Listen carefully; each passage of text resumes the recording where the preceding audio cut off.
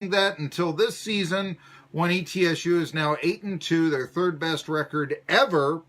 And here to talk a little bit about FCS bracketology is Craig Haley, who helps run the poll. Here are the stakes. ETSU beats Samford 1. Well, guess what? They're in the FCS playoffs. That's something they've never won. If they lose, they don't get the automatic bid. They tie for the Southern Conference Championship, not the SEC. But they might not theoretically make the playoffs. So I'll ask this. If the Samford Bulldogs defeat ETSU, Craig Haley, do you think the Bucks are still getting in with an 8-3 record? I give it a shot, Marky, because the only way they might not get it Furman head-to-head, that if Furman gets the automatic qualifier, I think it opens up the door for ETSU to be a third team out of the SoCon. You have to figure Wofford beats Presbyterian this week. Beat Furman head-to-head, has 2 more wins, and actually 1 more Division I win because ETSU beat Mars Hill. You have to give them a shot here. But, I think that we can safely say, okay, around there, with a field of 24 and the Ivy League teams not making it, Samford would just absolutely have to thump ETSU if your poll is any representative of what the selection committee is sort of weighting ETSU. They would have to, the Bulldogs would have to just thump the Bucks like 47-0 or something in order to league teams declining playoff berths and such. How bad do you think, theoretically, if ETSU is not to make it, would they have to get blown out by the Bulldogs? Well, it is the scenario that would really work against the Buccaneers, getting blown out. You have to figure 2 weeks of preparation, healing up, being at home. You have to think they're not going to get blown out by Samford. They've had a good defense. Even though, Devin Hodge is going to go up and down. I don't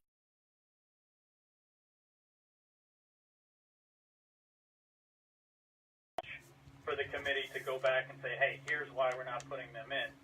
But I just don't see that happening when you have an extra week of preparation for Samford, going towards the playoffs. So, yeah, Samford is a 10-point favorite. But Craig Haley of Stats, I just got off the phone with Rick Staples, who's the legislator who just introduced a bill to legalize sports gambling in Tennessee. And boy, that goes against everything that Tennessee used to, I hate to say stand for or something, but the culture around here. We were the penultimate state to have a lottery. Okay, so that shows you about against the number all year long has been, look, people around here don't bet. And a line is about making the wagering even. It's not a prediction of Samford is going to win by 10 points. A lot of people look at it that way, but that's not necessarily the case. But just want to point out a victory for Samford. Well, they are favored, but is that a blowout imminent? Well, as Craig Haley points out here, week to prepare, maybe not. Okay, you have ETSU playing Jacksonville State, and Jacksonville State is ranked Trust Park this week because you have the winner of that game playing the Owls in the next round of the playoffs. But tell us a little bit about why you think ETSU Jacksonville State would be the matchup. To me, that looks like ETSU would be a really low seed. Well, 8 teams get a seed, Marky, out of the 24. There's no seeding of 9 through 24. They don't do it that way. So I'm just theoretically saying, yeah. So don't even, think that way if you're an ETSU fan. What they do is after the 8 teams are seeded, then the remaining 16 teams that play in the first round, they're paired off into 8 games. And it's done by proximity. If you're within 400 miles of another school in the playoffs, they're going to try and match you together because that just means a bus ride to that opponent's school for the away team and not a flight. So it's done by 400 miles or less. Obviously, ETSU and Jacksonville State fit that criteria. That's how it's done. They're paired off, and then the team in each pairing that bid more to host the first-round game, and the bids are put in a couple weeks prior to the playoffs. Bids on being the host, higher amount gets the game. If ETSU is playing at Jacksonville State, yes, Jacksonville State's going to host. People would want a 9 through 24 and a true seeding in the playoffs, but only 8 teams are seeded. After that, it's all regional in the first round. Craig Haley of Stats Inc. I want to ask you may remember 2 years ago, and I asked you about the Southern Conference, where it ranks among all the other FCS conferences. Now, I mean, growing up, the Southern Conference, that was the best conference in FCS, or Division I AA as it was called back then. I mean, do you even propose that another conference, that the Yankee Conference was in the same league, was considered sacrilege to the locals? And I still think that there's something of that mindset around here. But I remember last year you telling, or not last year, but 2 years ago, you saying, well, it's probably only the third best conference. I remember talking to the Southern Conference commissioner right after that, and he said, I'll give it number 2. And now I'm seeing HeroSports.com ranking it as low as number Southern Conference fallen so far, in your opinion, Craig Haley.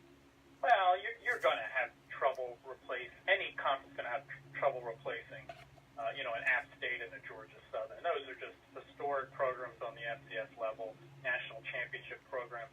It just takes time. And you know what? They may never get to that level again just because of those, having 2 teams of that magnitude leave is just so much. Yes, it's a parity-filled year, maybe a down year, but at the same time, it's still one of the best conferences. I think that it's the 4th best this year. CAA, Missouri Valley, they're always knocking heads for 1-2. The Big Sky is definitely 3rd best this year because they have 3 teams in the top 10. Also the biggest conference, so they have more teams. But the Southern Conference, you're going to put them in the same mix as the Southland. This year the Ivy League is strong. But at the same time, it's close. I think the SoCon's a little better than the Ivy League. I still think SoCon's 4th. But no, the SoCon. Davidson didn't help him out in football any, but you get the idea. Yeah, I mean, even when they were scholarship, they always lost. But yeah, I get what you're trying to say right there. Anyway, Craig Haley, StatSync. Now, let me ask you about the StatSync poll before anything else. You have, I believe, 150 voters on this poll. Yes, it represents all 13 conferences. So yes, we represent every conference. How do you mentioned that? I mean, how do you reach out? I mean, sports information directors, coaches, media. What is the determination? Well, you'd be surprised how many people would want to vote at the poll. Sure. We have to turn down people who inquire about it just because it's already large enough. Instantly, the process almost runs itself. It's so smooth, and you're getting a lot of opinions. People view teams differently, and then hopefully in the end it's right. Are there any local voters? Is there any ETSU presence in the stats poll ballot? Off the top of my head, I'm forgetting. Yeah, with 150, sure, yeah. But yeah, we. Okay, well, I'll stay in touch with you on that here, Craig Haley, as we are talking to the man. He runs the StatSync poll. He does Bracketology. He has ETSU playing Jacksonville State. Remember, Jacksonville State 2015 almost beat Auburn, took them into overtime, led most of the ball game before falling to the Tigers, and the winner of the ETSU Jacksonville State game would then play Kennesaw State, which has become something of a rival to ETSU since they started their programs at the exact same time, and a lot of ETSU fans still holding on to the Southern Conference pride, maybe a little bit misguided, but they and everybody else. Wanted to say, do you think that there will be 3 teams, one way or the other, from the Southern Conference getting into the FCS playoffs, or is it probably only going to be 2? Sure. At-large bids fill up quickly. There's 14 of them. There's always going to be 2-3 teams that get left out that just totally feel snubbed and feel they've been wronged by the committee.